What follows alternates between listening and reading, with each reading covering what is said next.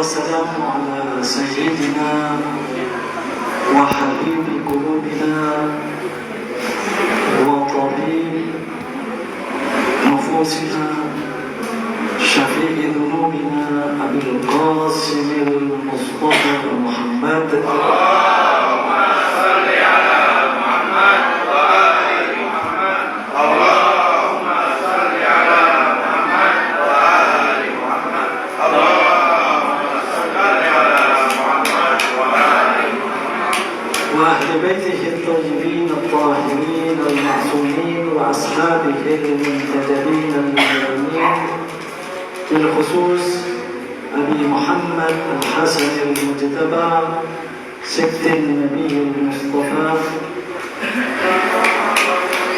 شفيعنا هذه الليلة إن شاء الله، ومن تبع هداهم واقتفى آثارهم واتبع سننهم من الأولين والآخرين. أما بعد، معاشر الأساتذة الكرام، إخواني وأخواتي رحمكم الله، نحييكم تحية الإسلام، تحية مباركة من عند الله العزيز العليم، ونحذركم ونبارك لكم بميلاد سبط النبي محمد صلى الله عليه وآله وسلم ابن فاطمة الزهراء الزكية المرضية الحسن المجتبى.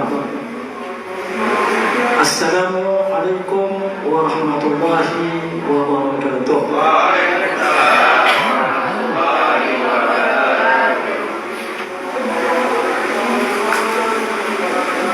Setiap kali kita berbicara tentang kehidupan, tidak ada hal yang lebih indah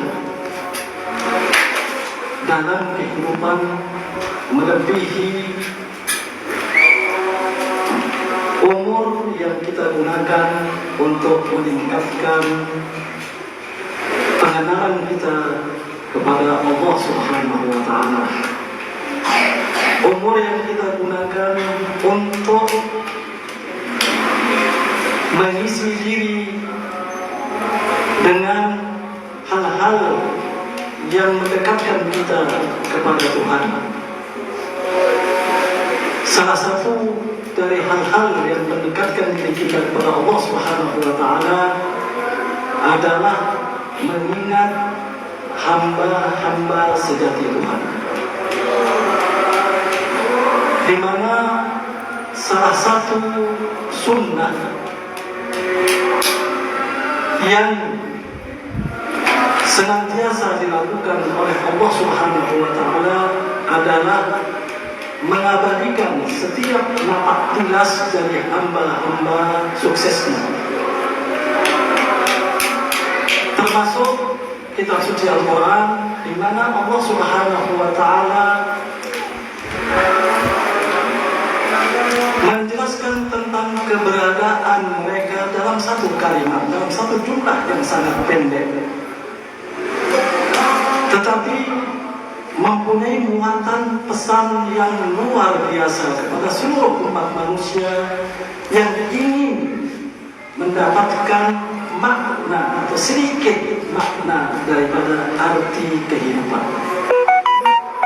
Di mana Allah Subhanahu wa Ta'ala berfirman, "Wassallallahu alaihi wa sallam, alladzi khalaqal mauta wal hayata liyabluwakum ayyukum ahsanu amala." Dialah Allah Subhanahu wa Ta'ala yang menciptakan kehidupan, al-maut, kematian, wal hayata, dan kehidupan, liyabluwakum, hanya untuk menguji kalian, ayyukum ahsanu amala, siapakah di antara kalian yang terbaik amalnya. Kalimat yang indah, kalimat yang singkat tetapi mempunyai muatan pesan yang begitu universal berkenaan dengan filosofi kehidupan dan kematian. Di sini Allah Subhanahu wa taala ketika menyebutkan tentang kematian, Allah Subhanahu wa taala mengatakan bahwa kematian itu adalah makhluk.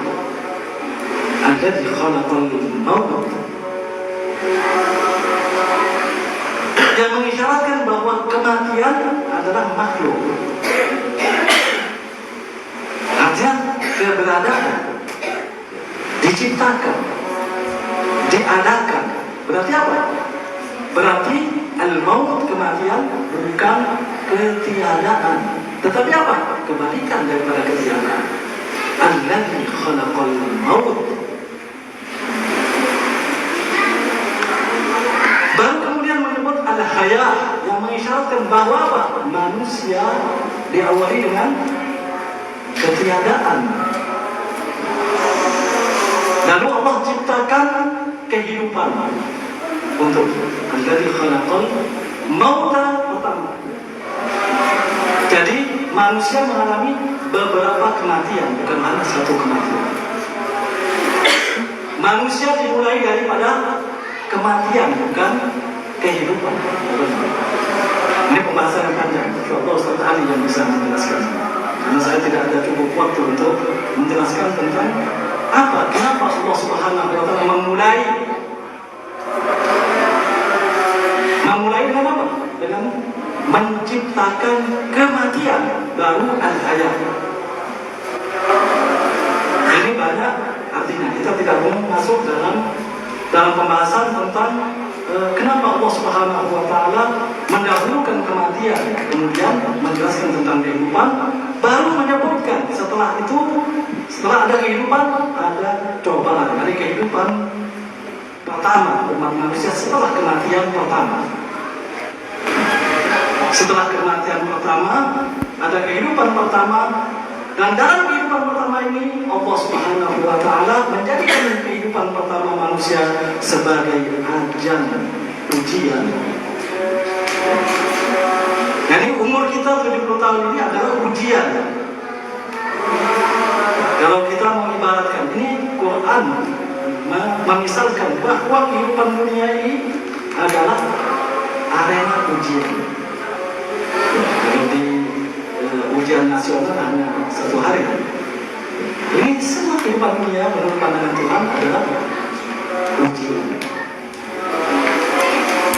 Ujiannya apa? Liyabluwakum. Ujiannya itu bukan mencapai bis nilai 20 atau 19 atau 10 kalau di sini.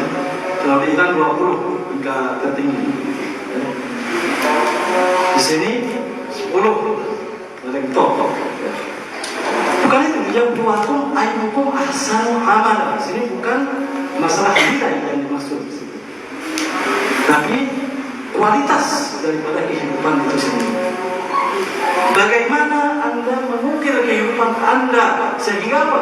Sehingga segenap kehidupan Anda dipenuhi dengan kualitas amal kembali. Ini masalah Tuhan. Jadi standar kesuksesan dalam pandangan Tuhan, dalam arena perlombaan ini, dalam arena ujian ini adalah siapa gerangan yang dapat mengukir kehidupannya dengan amal soleh, dengan amal yang baik.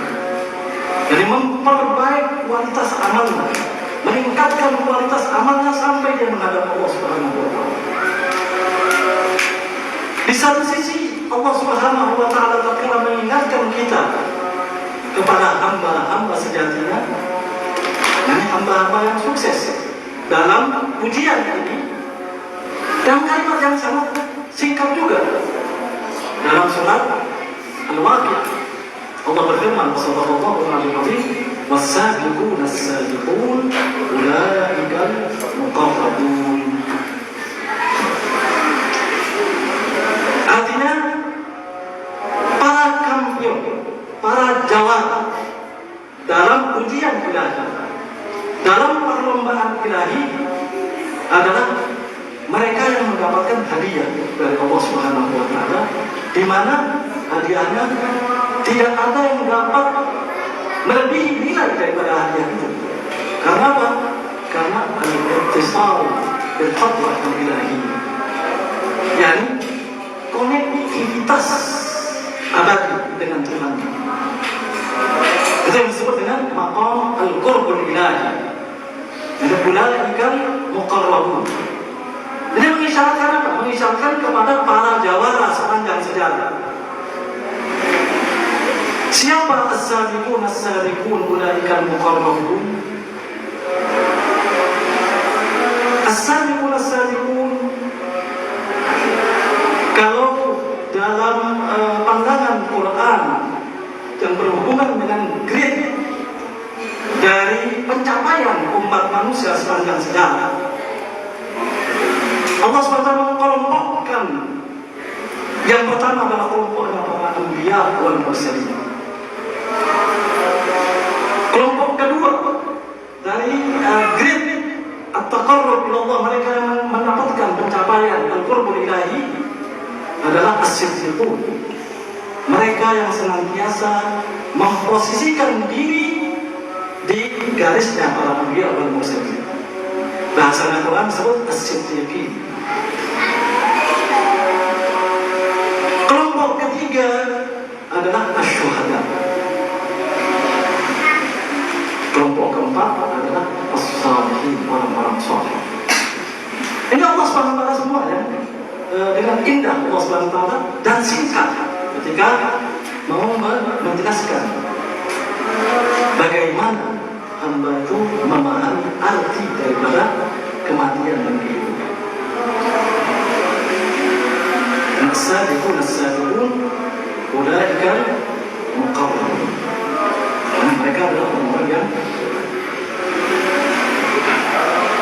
apakah Allah Subhanahu wa ta'ala tinggalkan hamba-hambanya tanpa penjelasan? Dan Allah SWT Maha Hakim, Allah Maha Bijaksana, Allah Maha Kasih Sayang. Allah tidak menginginkan dalam iradah takwiniyahnya, dalam iradah penciptaannya, manusia ini tergelincir. Manusia itu tidak sukses dalam arena ujian. Ya, Allah dengan fasilitas yang diberikan oleh Allah kepada umat manusia, Allah mengharap manusia menggunakan fasilitas yang diberikan oleh Allah, sarana dan prasarana yang diberikan oleh Allah untuk apa? Untuk berjalan di dalam Tuhan. Oleh karenanya Allah Subhanahu wa ta'ala tidak cukup menciptakan sistem dalam alam ciptaan yang disebut dengan sunnahnya, atau yang dikenal dalam bahasa kalam dengan takdir, qada dan takdir. Itu sistem ilahi dalam alam ciptaan yang berkaitan dengan iradah takwiniyahnya Allah. Tapi Allah SWT juga mempunyai iradah tasyriyah. Iradah tasyriyah dalam harapan apa? Dengan harapan manusia dengan kebebasan kehendak yang Allah berikan kepadanya digunakan apa? Untuk sejalan dengan iradah tasyriyah Allah SWT. Namun tidak semua manusia sukses. Oleh karenanya Allah Subhanahu wa ta'ala itu hujah-hujahnya sepanjang masa. Tidak ada satu masa yang sepi dari hujah Allah Subhanahu wa ta'ala. Kalaupun sepanjang sejarah umat tidak mengindahkan wujud agung dari manusia-manusia yang Allah jadikan hujah-hujahnya.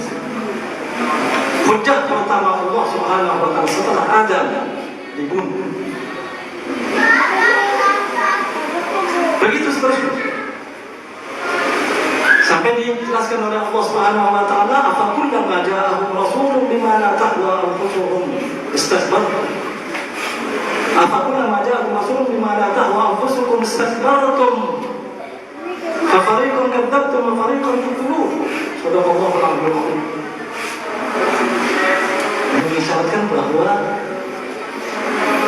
dalam kita memahami iradah tasyriyah Allah bukan selera kita yang menjadi ukuran, tapi apa?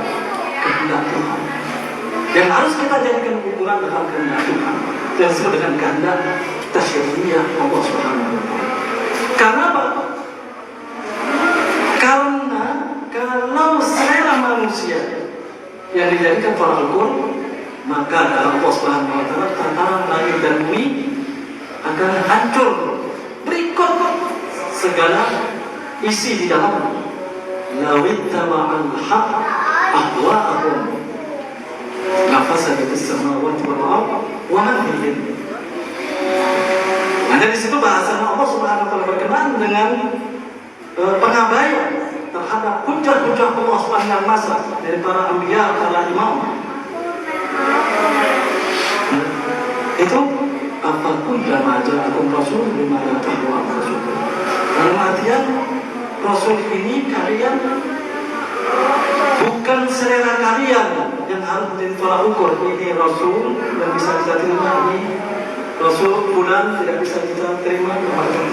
Jadi guru agama standarnya adalah Tuhan, bukan selera kita. Cocok dengan ustaz, bukan cocok dengan ustaz. Ini cocoknya ini karena apa? Apa standarnya? Nah, kalau masih selera kita yang menjadi ukuran, ini cocok masih dengan ustaz fulan, aku cocok dengan ustaz fulan. Nah, ini standarnya apa? Boleh itu. Karena apa? Standarnya harus dinaikkan. Ini berhubungan dengan iradah tasyri'iyah Allah Subhanahu wa taala. Jangan seperti yang dilakukan oleh umat-umat sebelum kita. Apapun nama ja'akum masalahul apapun nama ja'akum rasulun bimana tahwa anfusukum. Apakah setiap kali datang utusan yang tidak selera dengan kalian, tidak selera dengan, tidak cocok dengan diri kita? Standarnya adalah diri. Ini ukuran. Kalau kita menjadikan diri sebagai tolak ukur untuk kita berburu dan lain-lain, maka berburu itu standarnya ilahi. Sejauh mana orang ini dekat dengan Tuhan? Sejauh mana orang ini mengenal iradah tasyri'iyahnya Tuhan? Nah, ada dalam masalah taklid, dalam hukum fikih pun kita diperintahkan untuk taklid kepada al-a'lam. Kita harus mencari tahu siapa yang paling alim di antara maradi. Semua yang alim. Jadi suruh pilih yang paling a'lam, yang paling alim, yang paling mungkin, bukan yang paling cocok dengan selera kita.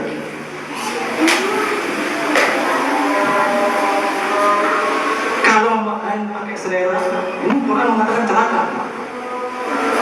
Tataran langit dan bumi akan hancur ketika apa? Ketika hawa nafsu menjadi ukuran, ketika selera kita menjadi ukuran untuk memilih guru agama, memilih rujukan dalam kita beragama. Memilih rujukan beragama ini sangat penting. Karena ini perintah Tuhan, unzuru min aina ta'khuduna dinakum. Lihatlah, telitilah dari mana kau ambil agama ini, jangan main-main. Sangat dalam kita beragama itu penting, bukan penting. Kepada siapa berguru? Mana saya sampai kepada nyambung kepada Rasul sallallahu alaihi wasallam. Bukan hanya silsilah nasab yang penting, silsilah sanad keilmuan juga penting. Tidak kalah pentingnya dengan silsilah nasab. Karena kita tidak mau ambil pusing dengan ribut-ributnya nasab di sini. Nah, itu tidak penting. Tapi sanad keilmuan, sanad keguruan itu lebih penting. Menyambung pada Rasulullah Mustafa Muhammad sallallahu alaihi wasallam. Sanadnya itu, guru demi guru itu sesuai dengan standar ilahi atau tidak, atau cocok-cocokan, atau selera kita yang menjadi ukuran. Ini sanad, ini harus diteliti.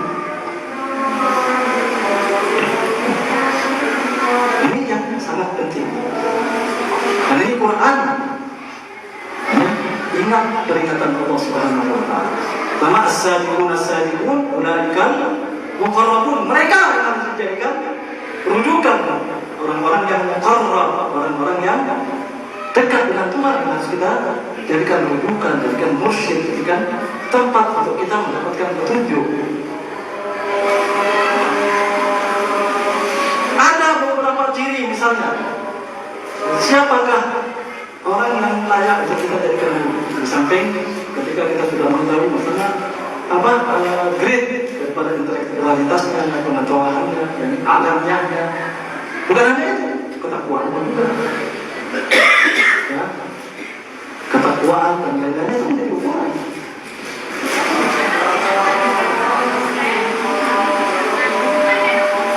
Jadi ini penting untuk dilakukan karena ini Quran yang mengatur. Jangan sampai kita terjebak dengan apa? Selera utamanya dalam masalah kedudukan. As-sabiqun ulaika al-muqarrabun. Jadi di antara kelompok al-rusul wal anbiya, as-sabiqun mulhaq bihim bil anbiya wal mursalin adalah ahlul baitul isma wa tahara. Di mana ketika kita kembali pada hukum kausalitas alam dalam maulid Maidatus Ridwan jelaskan tentang ciptaan alam yang berkaitan erat dengan ashabul kisah.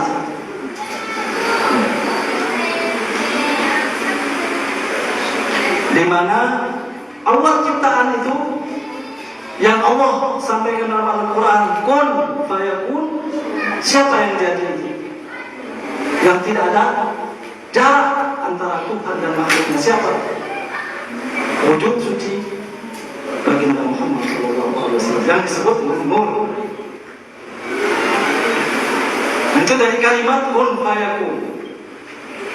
Indama aradallah insya'al makhlukat, dalam maulid anaknya jelasin. Makanya maulid Maidatus Ridwan ini dibaca di setiap munasabah maulid miladnya imam-imam cocok, karena di situ ada pembahasan tentang asrul makhlukat yang diawali dengan Nur Muhammad. Lama aradallah bahkan yang demikian kalimatin fakana nur. Ini Allah menciptakan kalimat, terciptalah nur. Ini tidak ada jeda. Mematakan nama kalimatin ukhra fakana ruha. Dari nur wal ruh.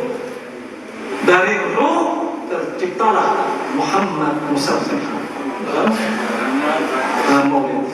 Fakana Muhammadan Musaffir. Di situ dalam riwayat dijelasin tentang ciptaan langit dan bumi, dan salah satunya adalah Al-Hasan Al-Mustafa. Ikhwan wa akhwat rahimakumullah. Artinya ketika kita memperingati kelahiran manusia sekelas Imam Mustafa, berarti apa? Berarti kita mengingat ayat tadi, as-sabiqun ulaika muqarrabun. Kenapa mereka menjadi muqarrabun? Kenapa? Karena mereka itu telah menanggalkan kehendak pribadinya, meleburkan kehendaknya karena pada kehendak tasrif itu. Dalam hidupnya tidak pernah lepas daripada kehendak tasrif itu. Dia berjalan sesuai dengan apa yang digariskan oleh Allah.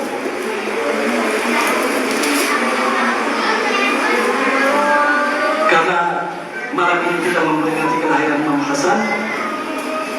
Di situ ada riwayat yang disebut dengan silsilah Hasaniyah, yang perawinya namanya Hasan semuanya. Perawinya namanya Hasan. Dari Imam Hasan Al-Mustafa alaihi salatu wassalam, bunyi riwayatnya adalah inna ahsanal hasani al-khuluqul hasan. Hasan semua. Dari Imam Hasan Al-Mustafa. Ini perawi-perawinya semua Hasan. Ini disebut silsilah Hasaniyah. Silsilah dan semua perawinya namanya Hasan. Isinya tentang Hasan. Isinya tentang Hasan. Ya. Ini tafsiran dari ayat tadi, ayat yang saya bacakan. Alladzi khalaqal mauta wal hayata liyabluwakum ayyukum ahsanu amala. Jadi siapa yang terbaik? Tolak ukur daripada kebaikan itu apa? Rasul Mustafa Muhammad SAW bersabda, riwayat dari Imam Hasan al-Mustafa, inna ahsanil hasan, sesungguhnya puncak kebaikan adalah al-khuluqul hasan, budi pekerti yang indah, budi pekerti yang baik, budi pekerti yang luhur, yang untuknya Allah Subhanahu wa taala mengutus para anbiya wal mursalin, termasuk baginda Muhammad yang itu dan mengamalkan akhlak. Dan ini juga bagi Allah Subhanahu wa taala menegaskan tentang Rasul Mustafa Muhammad sallallahu alaihi wasallam. Kenapa beliau termasuk dari kelompok al-muqarrabun? Jadi as-sabiqun ulaika al-muqarrabun. Ini ketuanya, ketua argunya di sini. Siapa? Sayyidul Wujud Muhammad sallallahu alaihi wasallam. Jadi komandannya as-sabiqun ulaika al-muqarrabun. Dan akrabul khalq ila Allah Subhanahu wa taala dan Sayyidul Wujud Muhammad sallallahu alaihi wasallam. Kenapa? Karena tadi kuncinya di al-khuluqul hasan. Tatkala Allah berfirman, wa sallallahu alaihi wa sallam, innaka la'ala khuluqin azim. Baru Allah SWT menamakan Nabi Muhammad sebagai uswatun hasan. Yani al-khuluqul hasan, budi pekerti yang baik, merupakan tolak ukur daripada kebaikan. Tolak ukur daripada kualitas amal soleh adalah akhlak dan budi pekerti yang baik. Tidak ada akhlak, tidak ada artinya ini. Tidak ada akhlak, tidak ada artinya beragama. Di mana salah satu daripada budi pekerti yang luhur adalah lapang dada, as-safhul jamil. Lapang dada itu bukan hanya sekedar pemaaf, nah. Lebih daripada sekedar pemaaf. Pemaaf itu khuluqul hasan. Di atasnya pemaaf itu adalah as-safhul jamil. Makanya tatkala Allah Subhanahu wa taala memerintahkan manusia untuk menjadi pemaaf dalam firman Agung Allah sallallahu alaihi wasallam, fa'fu. Kasihlah maaf. Tak cukup Allah SWT memerintahkan fa'fu, tapi apa? Wasfahu, dan lapanglah dada. Lapangkan dada. Artinya apa? Dada unek-unek sama sekali setelah memaafkan. Kalau masih ada dongkol, ada dongkol, itu bukan maaf. Makanya pesannya Allah Subhanahu wa taala pada Rasul Mustafa Muhammad sallallahu alaihi wasallam tatkala menegaskan tentang filosofi kehidupan dan kematian tadi berhubungan dengan iradah ini Allah, wa ma khalaqnas samawati wal arda illa bil haqq. Ini pertama. Allah tidaklah kami ciptakan langit dan bumi kecuali hak, ada tujuan. Tujuan daripada ciptaan apa? Al-haq itu sendiri, dari Tuhan. Tidak ada tujuan lain dalam alam ciptaan ini kecuali Tuhan. Dalam Maulid juga ada sebutin di sini. Kuntu kanzan mahfiyan fa ahbabtu an u'raf wa ahlukal khalqa bi u'raf. Itu juga kalau disyarah panjang.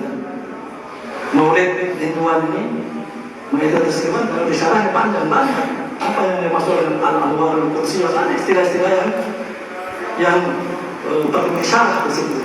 Tidak cukup hanya dibaca dengan suara yang indah seperti suara Ustaz Mulyadi tadi. Dan suara-suara indah yang digantunkan oleh Fatimiyah, Hafsiyah, Fatimiyah dan lain-lainnya. Nah itu bagus. Tapi apa? Tapi bukan hanya dibaca dengan suara yang bagus, tapi juga apa? Direnungi dan disyarah. Jadi itu wa ma khalaqnas samawati wal ardi illa bil haqq. Setelah itu Allah SWT berkata, wa anna as-sa'ata atiyatun. Ini membahas tentang dari kematian pertama, kemudian hidup pertama, lalu kematian kedua, dan kehidupan yang kedua. Itu wa anna as-sa'ata atiyatun. Apa pesannya? Allah SWT setelah menjelaskan tentang langit, bumi, kemudian memasang makna tentang maaf, pesannya cuma satu Allah Subhanahu wa taala kepada Nabi Muhammad. Fasfahis safhal jamil. Dan ini yang dimiliki oleh Imam Hasan Al-Mujtaba. Oleh karenanya suatu saat baginda Muhammad SAW berkumpul bersama sahabat-sahabatnya. Lalu Allah Subhanahu wa taala tunjukkan keagungan baginda Muhammad SAW dan memperdengarkan tasbihnya batu yang ada di telapak tangan baginda Muhammad SAW. Berapa jumlah tasbih yang dilantunkan oleh batu yang ada di tangan baginda Muhammad diperdengarkan pada para sahabat-sahabat. Setelah itu Rasulullah SAW minta Imam Hasan Al-Mujtaba untuk mengambil batu tersebut, diletakkan di telapak tangannya Imam Hasan Al-Mujtaba. Sama batu tersebut bertasbih dengan jumlah yang sama dengan tasbih yang dilakukannya ketika batu tersebut ada di telapak tangan baginda Muhammad SAW. Lalu pada mengetes semuanya, para sahabat-sahabat pada penasaran, ini batu ini bertasbih juga enggak masih? Lalu mereka coba satu-satu, tidak ada tasbih itu tidak terdengar lagi. Padahal apa? Hakikatnya bertasbih. Karena Allah berfirman, wa in min syai'in illa wa yusabbihu bihamdihi walakin la tafqahuna tasbihahum. Tidak ada satupun unsur dalam alam wujud ini yang tidak bertasbih kepada Allah Subhanahu wa taala. Walakin la tafqahuna tasbihahum, tapi kalian tidak.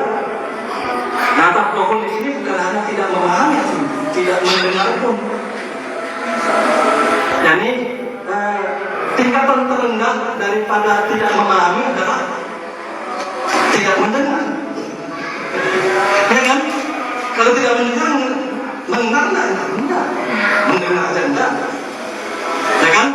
Salah satu tingkatan terendah enggak mendengar tasbih.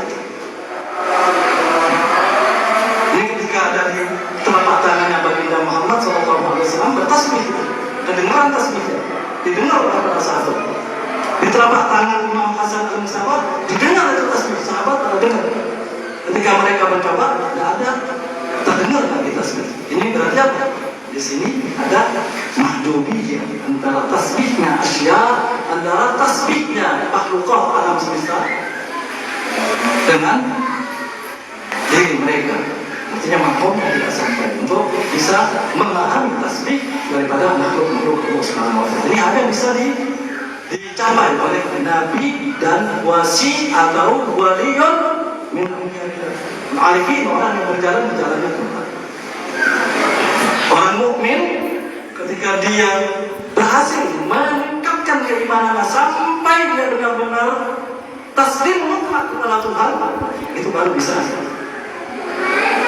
paling tidak mendengar tasbih, walaupun tidak memahami. Mendengar itu bagian daripada memahami. Walaupun tidak sempurna. Nanti yang hadir di sini misalnya, semua mendengar nggak apa yang Anda sampaikan? Sama nggak pemahamannya? Nah, belum tentu sama pemahamannya.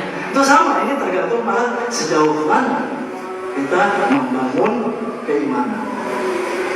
Ini sejauh mana kita membangun keimanan sampai apa? Sampai ke taraf taslim mutlak kepada kehendak Tuhan. Sampai apa? Al-inqita' ila Allah Taala, sebagaimana Allah Subhanahu wa taala menjadikan bulan puasa ini penuh hanya untuk Allah sebenarnya. Satu bulan penuh ini Allah hadiahkan untuk kaum mukminin. Supaya apa? Supaya menjadi sarana agar mereka berinqita', uzlah dari segala macam tujuan-tujuan duniawi, harapan-harapan duniawi, kekotoran-kekotoran dari macam-macam serba materi. Tapi apa? Digunakan untuk al-inqita' bil Allah. Ini bisa kita dapat pesannya ini dari mulai bulan Rajab. Di bulan Rajab kita ada doa. Isinya apa doa? Ya man arjuhu li kulli khair wa amsatahu ila kulli syarr. Ya man yu'til katsir bil qalil. Masanya apa? Bulan Ramadan ini qalil. 1 bulan dalam setahun berapa? Kali berapa? Berapa persen? Dalam setahun berapa bulan? 1 bulan kecil atau tidak? Kecil. Ya man yu'til katsira bil qalil. Kita persiapan untuk memasuki bulan suci Ramadan sebenarnya, untuk mendapatkan semua kebaikan yang Allah siapkan pada bulan suci Ramadan. Kita mintanya apa? Di bulan Rajab setiap kita selesai sholat fardu itu disunahkan. Ya man arjuhu li kulli khair wa amanu sabata min kulli syarr. Yang di sini itqun minan nar, dari bulan suci Ramadan. Ini bulan suci yang menentukan kita ini terbebaskan dari api neraka atau tidak. Itqun minan nar, dari bulan suci Ramadan. Ini kita mintanya mulai bulan Rajab. Di bulan Syaban munajatnya lebih dahsyat lagi. Salah satu munajatnya adalah habli kama dari inqita' ilaik. Anugerahkan kepada hamba kama dari inqita', kesempurnaan untuk memutuskan diri dari segala sesuatu kecuali Engkau ya Allah. Wa anil absara qulubina bi nuri nurha ilaik. Dan cerahkan hati kami binuri nawariha, dengan cahaya pandangannya hanya padamu ya Allah. Hatta tahriqa absarul qulub, sehingga mata hati kami menembus hujub. Hatta tahriqa absarul qulub hujuban nur. Dan hijab-hijab yang terdiri dari cahaya. Kalau hijab-hijab yang terdiri dari kegelapan itu gampang untuk kita tembus, kita cari cahaya. Tapi kalau hijabnya cahaya itu menjadi hijab, kalau cahaya itu menjadi tujuan, ini menjadi hijab akhirnya. Ini hatta tahriqa absarul qulub hujuban nur, hijab-hijab yang tercipta dari cahaya. Fatasila ila ma'dinin azamah, sehingga dia sampai kepada sumber segala keagungan. Wa tasiru arwahuna mu'allaqatan bil isri kursi, sehingga ruh kami menjadi konek dengan isri kursi, dengan keagungan kesucian Allah. Ini bukan suci Ramadan. Ikhwan wa akhwati rahimahumullah, alhamdulillah, paling tidak kita duduk bersama dalam majelis ini dalam rangka mengingat hamba yang senantiasa konek dengan Tuhan, hamba yang berhasil membangun diri dengan budi pekerti yang baik yang disaksikan oleh baginda Muhammad SAW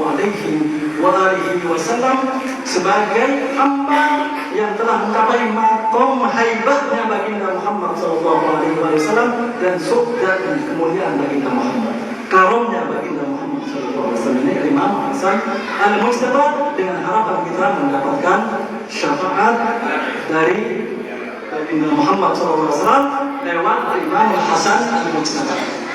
Suatu saat, ini cerita juga sebelum saya akhiri, penting nih. Kenapa? Cerita ini juga membuat kita menghargai nilai daripada majlis malam ini, majlis dari Imam Hasan Al-Mujtaba. Abu Sufyan datang kepada Sayyidah Fatimah alaihi salatu wassalam dan berkata, waktu itu Imam Hasan masih umur berapa bulan? Tidak sampai 1 tahun. Tidak sampai 1 tahun umur usia daripada Imam Hasan. Dia ingin ngetes atau ngejek atau ingin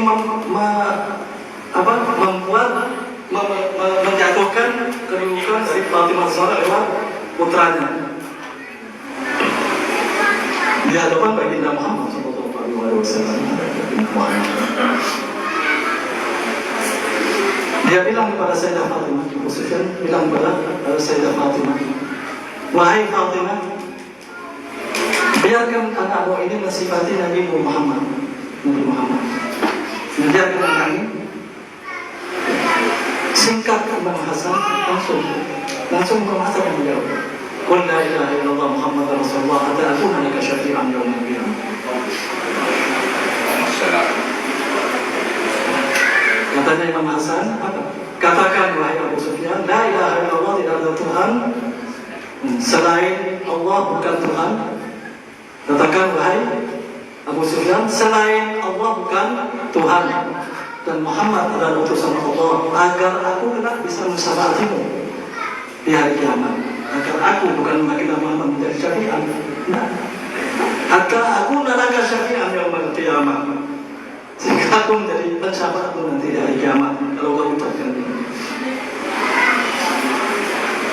Lalu apa doa dari baginda Muhammad SAW setelah kejadian ini? Alhamdulillahilladzi ja'ala fi ali Muhammad ma kana fi ali Zakaria atahul hukma sabiyyah. Ini alhamdulillah yang telah menjadikan dalam keluarga Muhammad ini keagungan, kemuliaan yang Allah berikan kepada Al Zakaria, yang telah memberikan hikmah kepada Yahya sementara dia masih kecil, sama seperti Imam Hasan al-Mustafa. Mudah-mudahan kita yang hadir di sini mendapatkan syafaat dari Imam Hasan al-Mustafa, sehingga kita sukses dalam melepaskan diri pada kehendak tasawuf Tuhan, membangun karakter baik dan budi pekerti yang luhur. Wa ma taufiqi illa billah, alaihi tawakkaltu wa ilaihi unib.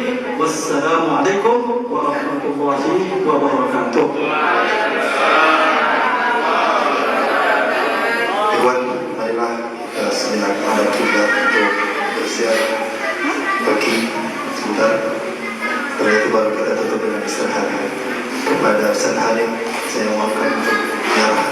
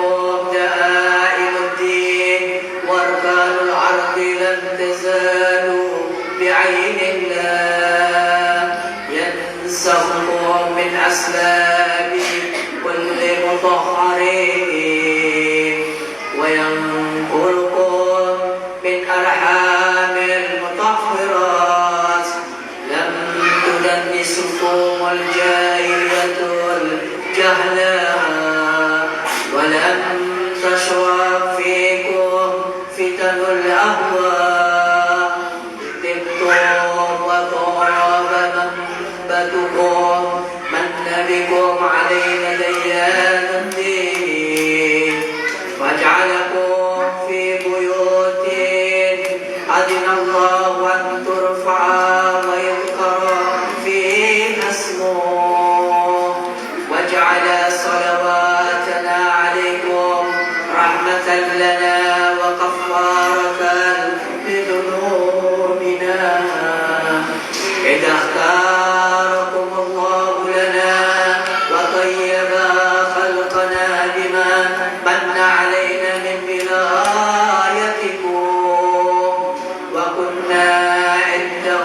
مصلين بعلمكم معترفين بتصديقنا إياكم، وهذا مقام من أسرف وأخطأ واستكان وأقر بما جنى ورجى بمقام الخلاص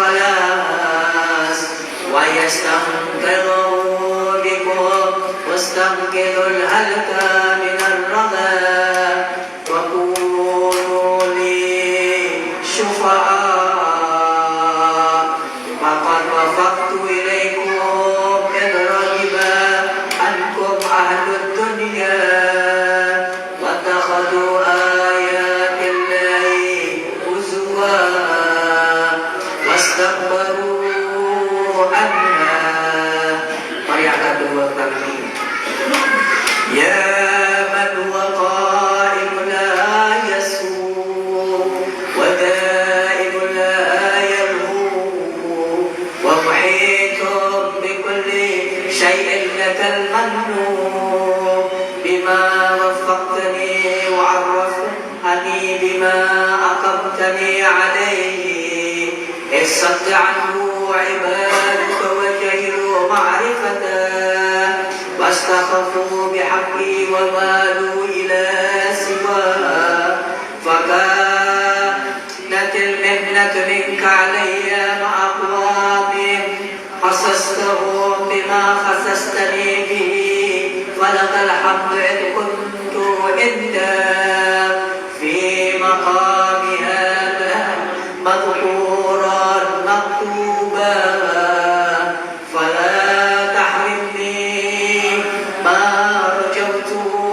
ولا تخيبني فيما دعوت بحرمة محمد وآله الطاهرين وصلى الله على محمد وآل محمد. السلام عليكم أئمة الهدى ورحمة الله وبركاته. أستودعكم الله وأقرأ عليكم السلام. آمنا بالله وبالرسول وبما جئتم به ودللتم عليه اللهم فاكتبنا مع الشاهدين. اللهم صل على محمد وآل محمد.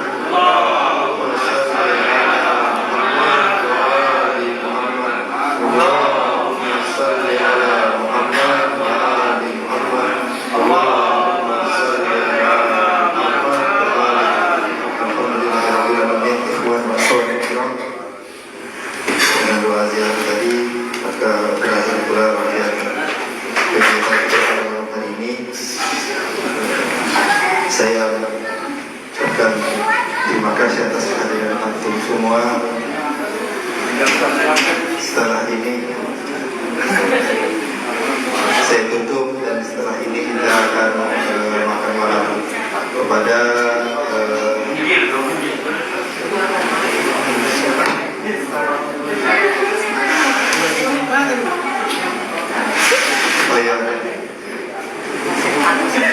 yang silakan kepada Iwan dan Awad untuk mengambil hidangan. Siapa dulu? Ikhwan lah. Iwan. Atau Ustaz Josan Samali. Samali.